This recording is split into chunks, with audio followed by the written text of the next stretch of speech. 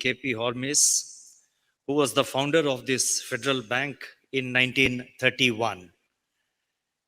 And I would not hesitate for a moment to say that Sri KP Hormis was a great institution builder who recognized quite early in Indian history the critical role of entrepreneurs in an economy. He also realized the importance of banks in providing finance, especially to the micro, small, and medium-sized entrepreneurs, and the need for prudence in banking business to preserve financial stability. 1931 was fairly early days in our journey towards independence and post-independence India. The Reserve Bank was set up in 1935, so this bank predates the establishment of the Reserve Bank of India in 1935. A lot has been said by the chairman and the managing director of the Federal Bank has also explained to me the various initiatives which are being taken by the bank.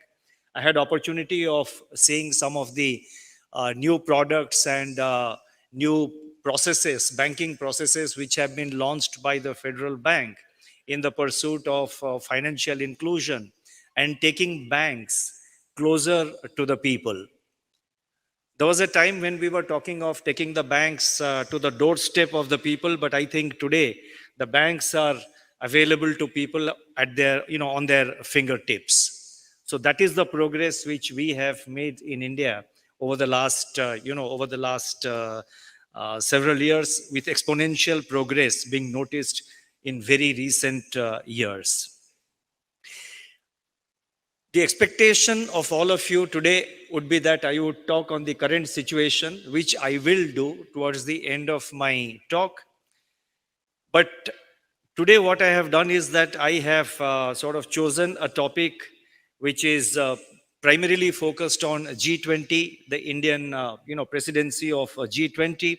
I will first talk about it and then perhaps try and conclude by saying a few things on what's happening world over today, especially over the last 1 week. Now, despite the multiple and overlapping shocks to the global economy from COVID-19 pandemic, the war in Ukraine, and the synchronized monetary policy tightening by central banks across the world, the Indian economy remains resilient and is expected to be the fastest growing major economy in the world. The National Statistical Organization has projected a growth of 7% for the current year, and for the next year, 6.5%. In the Reserve Bank of India for next year, we have given 6.4%, which is close to 6.5%. But this year, the expectations are that India will record a growth of 7%, and that will be a growth by a major economy at which will be the highest among the major countries, the major economies in the world. Our financial sector today remains stable. The worst of inflation is behind us, and the Indian rupee has exhibited the least volatility among the peer currencies. As you are aware, India has assumed the G20 presidency for 2023 in a world that is fractured in geopolitics, trade, and supply chains. The Indian presidency is driving home the philosophy of Vasudhaiva Kutumbakam, one earth, one family, one future. The endeavor of the Indian presidency is to realize the potential underlying this philosophy. I have therefore chosen the theme of G20 for a better global economic order during India's presidency for my address today.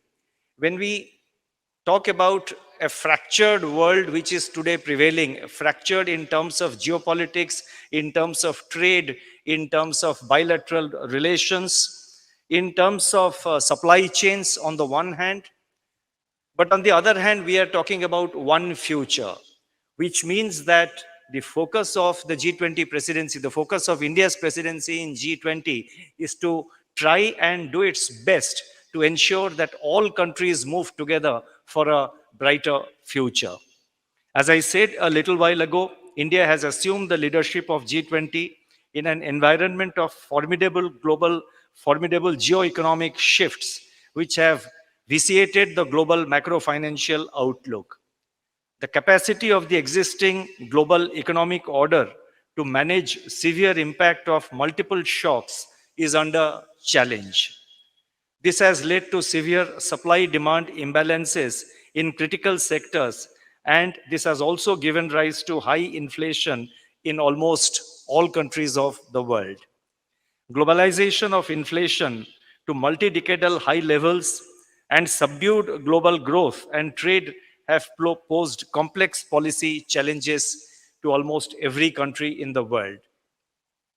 As the premier forum for promoting cooperative and effective solutions to global problems, the task of the G20 is cut out, given the difficulties in building consensus and the uncertainty around the outlook on geopolitics. The ongoing global crisis is both an opportunity and a major test for the G20, which represents 85% of the world GDP and 75% of global trade. That means if you put the size of the GDP of all these 20 countries, the 20 member countries, and look at their GDP, combined GDP, and also look at their aggregate trade volume, they represent this 85% and 75% respectively, which I just mentioned. Following the East Asian financial crisis of 1997, the G20 was founded in 1999 as a forum for the finance ministers and central bank governors to discuss global issues and policy options. After the global financial crisis of 2008, the G20 was upgraded to the level of heads of states and heads of governments in 2009. In an interconnected world, national policies alone will not be sufficient or effective when the nature of the shocks is global and persistent. Post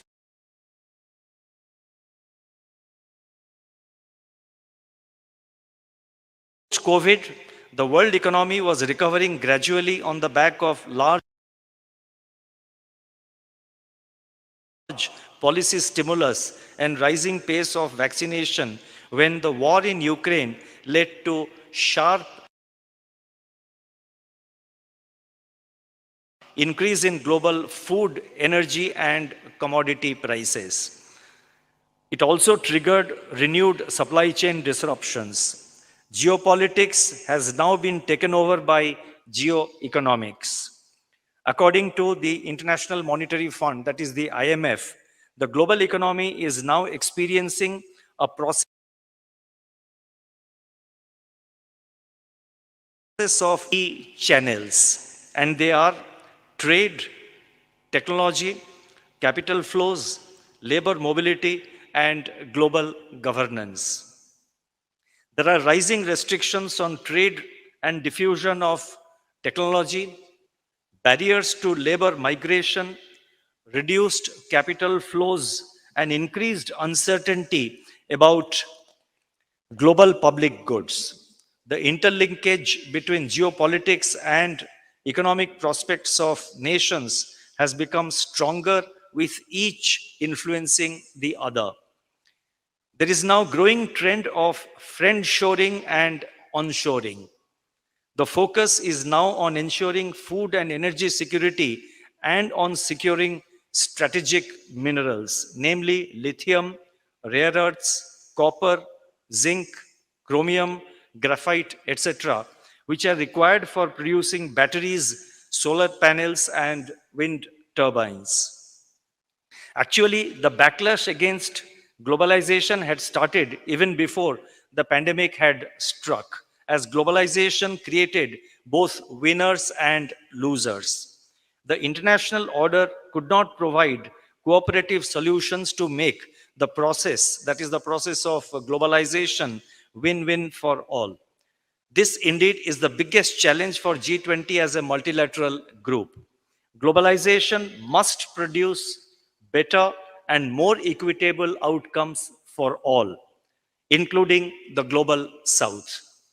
Of the multiple risks facing the world community, the surge in inflation has posed a complex monetary policy dilemma in every economy between raising interest rates enough to tame inflation and at the same time minimizing the growth sacrifice to avoid a hard landing. The aggressive monetary policy tightening by systemic central banks since early 2022 and the consequent appreciation of the US dollar have led to severe has led to they have led to several economies with a high share of external debt becoming highly vulnerable to debt distress. Now, these are countries which have high external debt borrowed from other countries. When dollar appreciates, the local currencies of these countries naturally they depreciate compared to the dollar. So the entire repayment burden, the debt burden goes up, leading to debt distress being faced by many of these countries. And I would like to mention that so far as India is concerned, this is something which does not really affect us because our total external debt are within very, very manageable limits as per all international standards and methods of assessment of sustainability of the external debt of a country.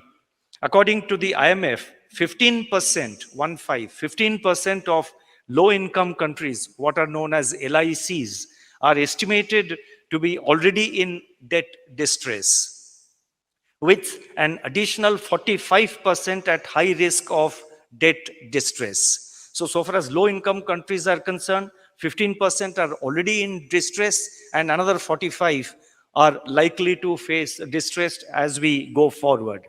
Similarly, so far as emerging market economies, EMEs are concerned, about 25% of them are also at high risk. But India, of course, as I have explained, is not in this category of a country which is in high risk. We are not in high risk so far as this particular point of the burden of external debt suddenly increasing because of the dollar appreciation and the rupee and its effect on the exchange rate of the Indian rupee. Further, capital outflows from emerging market and developing economies due to continued tightening of financial conditions have led to reserve losses. As you know, every country maintains forex reserves. These reserves are maintained in the form of gold. They are also maintained in the form of the forex reserves, which are invested in the government securities of other countries, particularly the US, the Euro, and the other countries. We invest our reserves. And many of you would be aware that today, if you measure the size of reserves, India has the 5th highest reserve among all countries in the world. So coming back to where I left, capital flows from emerging market, that is capital outflows from emerging market and developing economies due to continued tightening of financial conditions have led to reserve losses, sharp currency depreciations, and spiraling imported inflation pressures. What we mean by imported inflation pressures is that when you import a lot of items from outside, you import commodities and other items, naturally you are paying for it more in terms of your local currency. So therefore that adds to the price of those items, those commodities in the local market. So therefore that is we have also in many countries the issue of the challenge of imported inflation also. In such a situation, addressing the deteriorating debt burden in low and middle income countries and facilitating coordinated debt treatment, debt resolution by official bilateral and private creditors under a multilateral framework has assumed priority under our G20 presidency. Despite the overwhelming concerns a few months back about an imminent recession in the advanced countries in particular, the global economy has in fact exhibited greater resilience, reducing the probability of a hard landing. In other words, reducing the probability of a recession. The expectations are now that if there is recession, it will be a milder recession, maybe for a shorter duration of time compared to what was anticipated or what was projected earlier. So it will be a milder recession or a slowed down growth. The probability of hard landing in the form of a deep recession seems to have abated. Nonetheless, there is a trend decline in global growth. There is also considerable uncertainty about structural shifts taking place in the drivers of inflation, ranging from labor market dynamics to concentration of market power and less efficient supply chains. In parallel, global food and other commodity prices have softened from respective peaks and the supply chains are normalizing, which should help in achieving disinflation. Restoration of a more balanced world economic order is therefore at the forefront of the G20 discussions. India has stressed the importance of creating an inclusive agenda to restore stability and confidence in multilateralism while revitalizing global growth. A fragmented global governance regime, as it prevails today, has also led to underprovisioning of global public goods and erosion of economic welfare.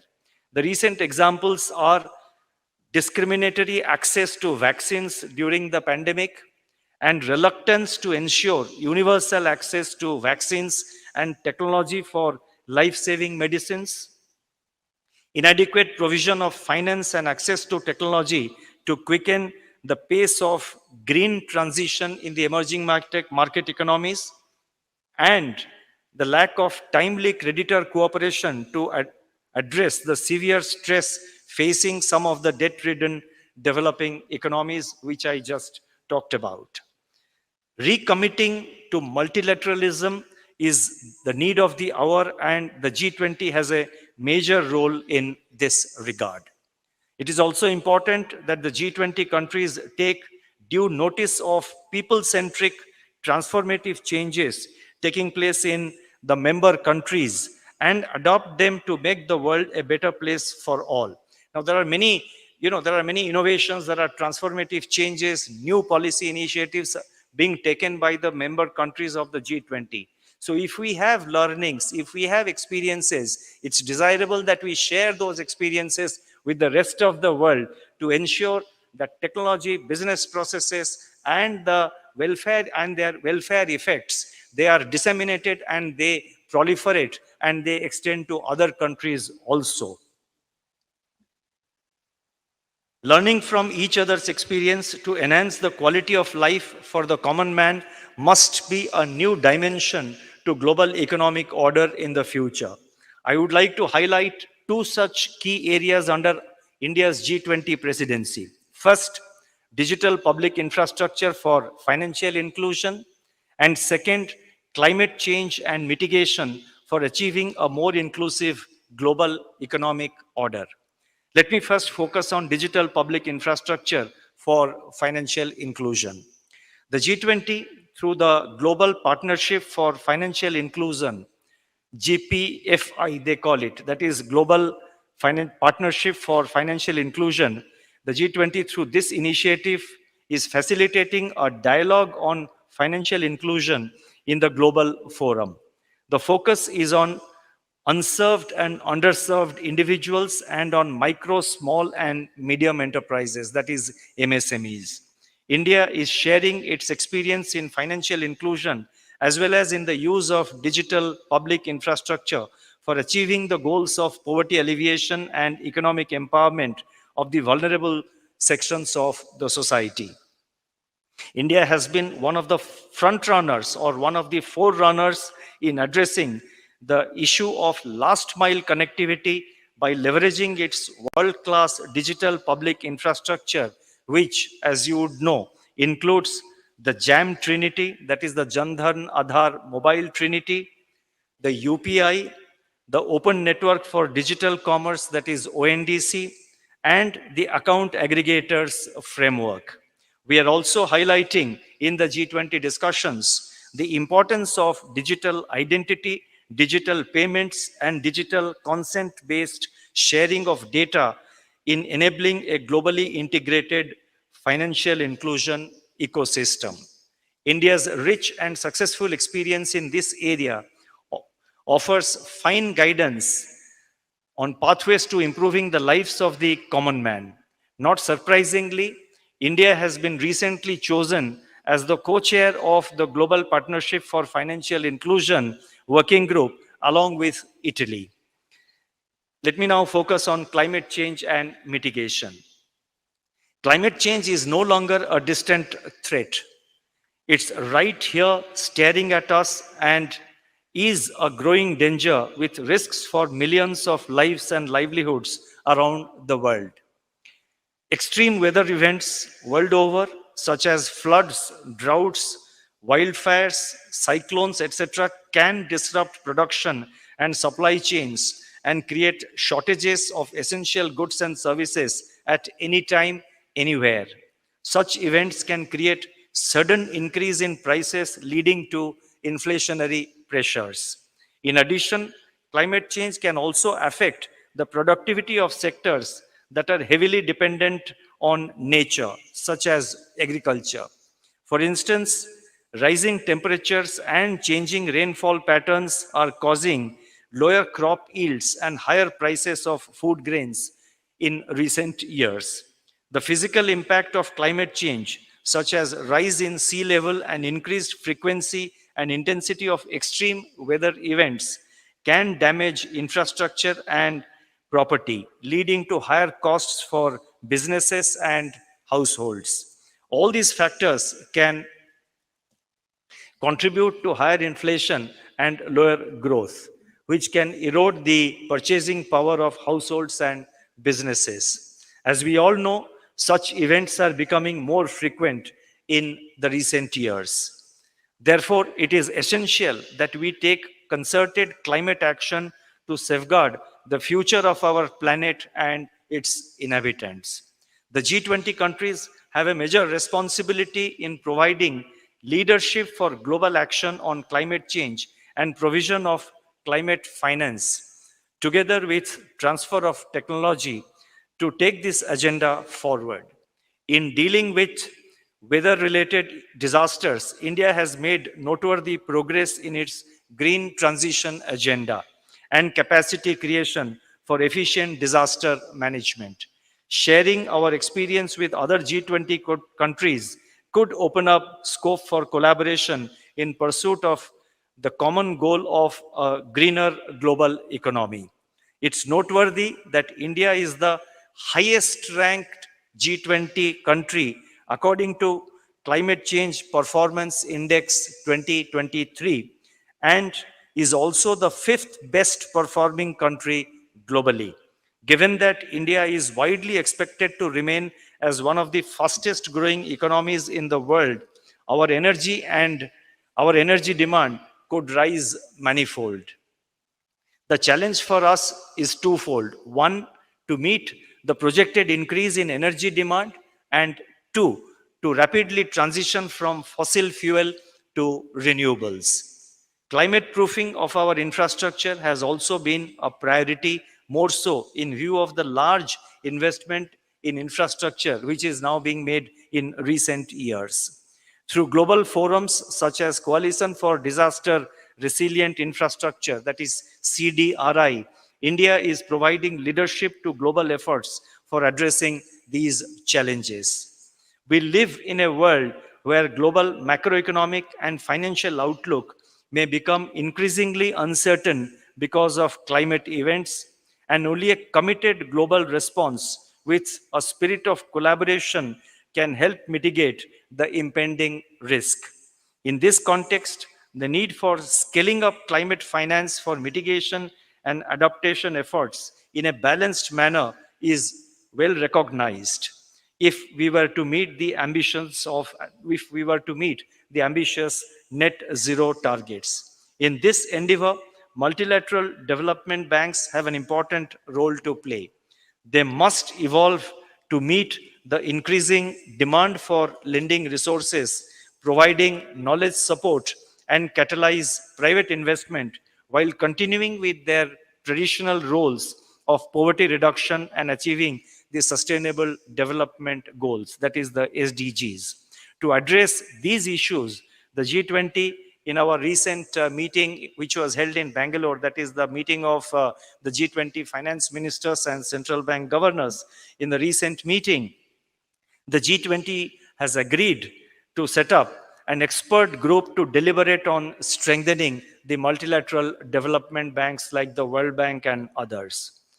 As I proceed to conclude, let me state that the recent developments in the United States banking system have brought to the fore the criticality of banking sector regulation and supervision.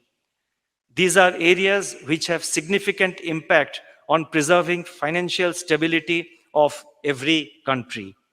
More specifically, these developments in the United States, especially over the last 1 week and thereafter, drive home the importance of ensuring prudent asset liability management, robust risk management, and sustainable growth in liabilities and assets, undertaking periodic stress tests, and building up critical buffers for any unanticipated future stress. Now, I have highlighted too many points, so let me read this sentence again so that the point I'm able to put across. Now, more specifically, these developments in the banking system in the United States drive home the importance of ensuring, number one, prudent asset liability management, robust risk management, and sustainable growth in liabilities in assets. That means sustainable growth of deposits as well as sustainable growth of credit. Second point, undertaking periodic stress tests and building up capital buffers for any unanticipated stress. They also bring out that cryptocurrencies or assets or the like can be a real danger to banks, whether directly or indirectly. Now, when I mention all these steps, we have been engaging with with the banks over the last few years, over the last several years, and I'm happy to report that the way the Indian banking system has evolved and the way it is positioned today, as was mentioned earlier, the Indian banking system continues to be resilient and stable. Now, the Reserve Bank has taken necessary steps in all these areas which I just mentioned. That is the area of risk management, stress manage, doing stress tests, doing, focusing on asset liability issues. Now, just to give some example, when we see, for example, an excessive growth in deposits or an excessive growth in credit, or in particular, an excessive growth of deposits without corresponding increase in credit, then there's a cause of worry. What do you do with that excess deposits which the banks are mobilizing? That is a call which the bank has to take, where it wants to deploy its resources, where it wants to invest that money, if it has got liquidity with it, if it has got resources with it, which are far ahead of or far in excess of its credit outflow. There the question of risk management comes in. Every investment, every credit, when it is given out, it should be backed by appropriate risk assessment. Now, I am not going into what happened in the United States in the last 1 week, because I don't have insight into all the facts of the case. Many things are appearing in the media. We also get several information from several sources. But really, internally in those banks or internally in the regulators or supervisors, what happens? Obviously, I am not privy to the full information. But looking at the whole thing from outside, all that I want to say is that particularly one of the banks, the deposit growth was excessive, but the credit did not grow correspondingly, and the excess money was invested in certain bonds, both government bonds as well as other private sector bonds. Now, there it is necessary to do a proper risk assessment. These investments were made when the interest rates were low. So therefore, it is necessary. Again, I am saying that I do not know whether this was done or not done in the United States. So I'm not commenting on that at all. But this situation needs a careful understanding and introspection, a careful understanding, not introspection, but a careful understanding by every bank. So when you are putting money in certain bonds at very low interest rates, you should do, it is expected that the banks should do proper risk assessment. It would be wrong to expect the interest rates to remain low forever. In fact, for more than 10 years in advanced countries, as you would know, the interest rates were low. It was low for long.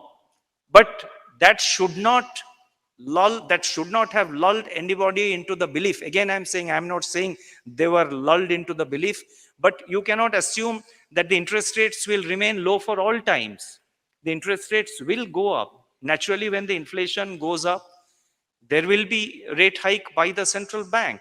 So therefore, the interest risk, the risks and the likely stress arising out of the interest risks need to be properly assessed, and appropriate stress tests need to be done. In our engagement with the banks over the last few years, we have been driving home this point to all the banks to do internal stress tests, to ensure robust internal risk assessment, risk management, to do very careful and robust asset liability management, and look at all related issues. The Reserve Bank has taken necessary steps in all these areas. For example, I mentioned about the point of building capital buffers for any unanticipated future stress.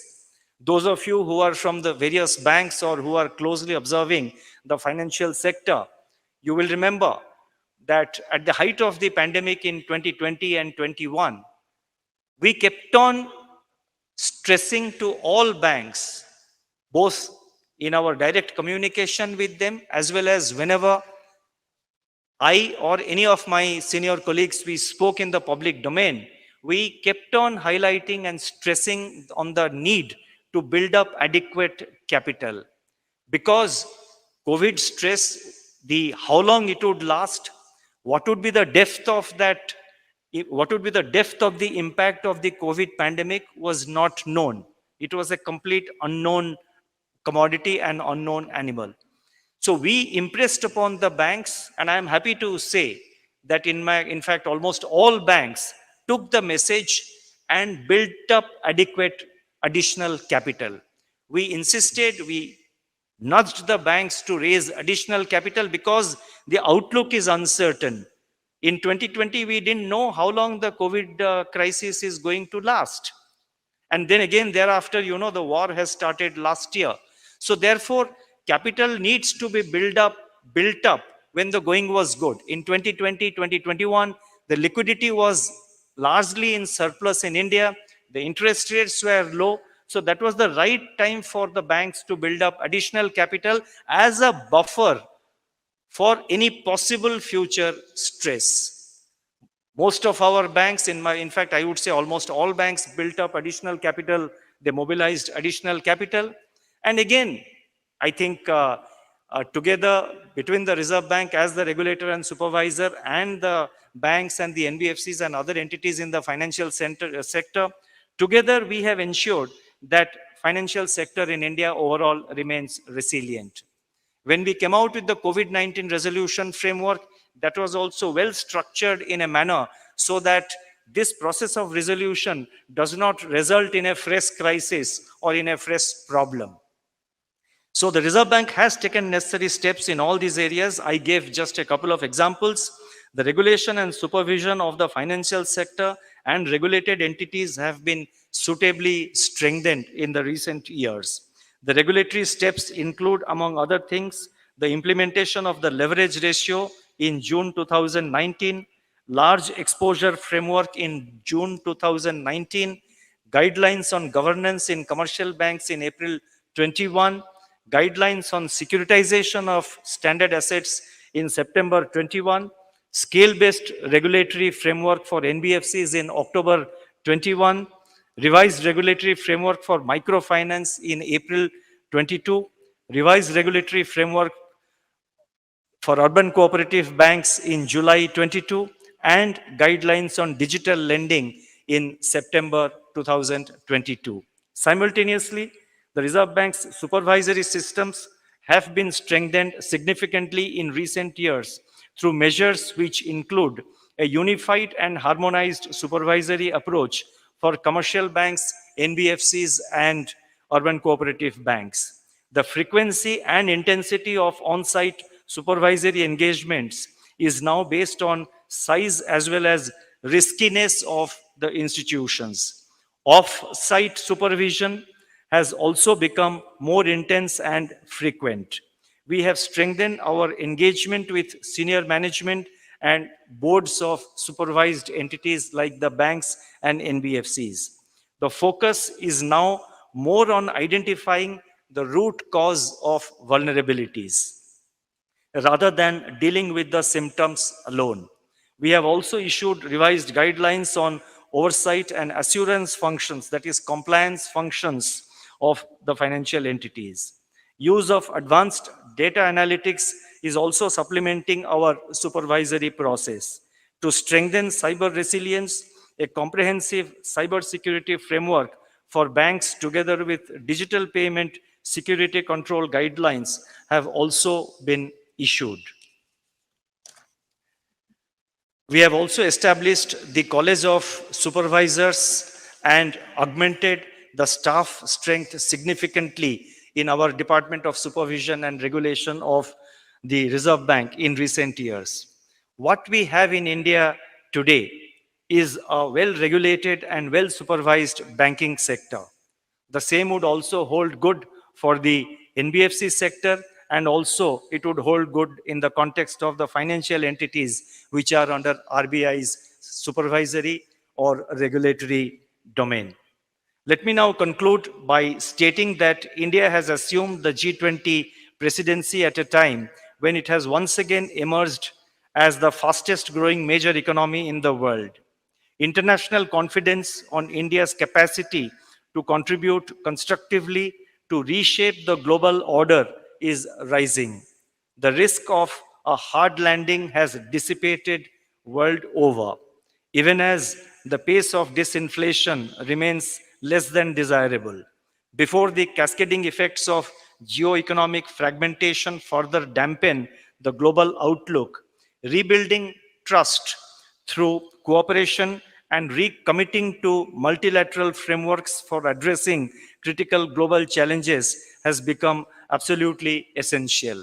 And I'm quite optimistic about all these initiatives which are being taken under the G20. For a moment, we should not look at just what difficulties lie ahead of us. We should recognize the difficulties, we should recognize the potential risks, we should recognize the potential challenges, but at the same time, we must rededicate ourselves to building up adequate buffers, to dealing with those challenges, to provide a better future to all the countries in the world. Every crisis can have a solution when powerful minds come together. As Swami Vivekananda had once said, the powers of the mind are like rays of light dissipated. When they are concentrated, they illuminate. I'll stop here. Thank you very much.